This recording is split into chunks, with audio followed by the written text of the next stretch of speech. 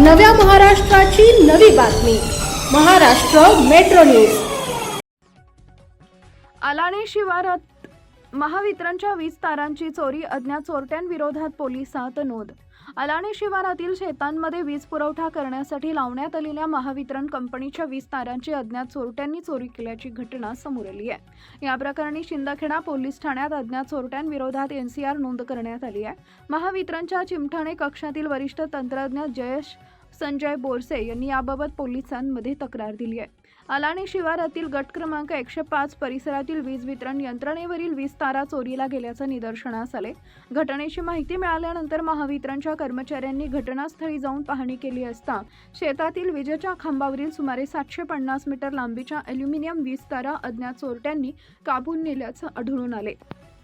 या चोरीमुळे महावितरणच्या वीज वितरण व्यवस्थेचे नुकसान झाले असून संबंधित परिसरातील वीज पुरवठ्यावरही परिणाम होण्याची शक्यता निर्माण झाली आहे। या प्रकरणी भारतीय न्याय संहिता 2023 मधील कलम 30-303-2 अंतर्गत नोंद करण्यात आली असून अज्ञात चोरट्यांचा शोध घेण्याचं काम पोलिसांकडून सुरू आहे।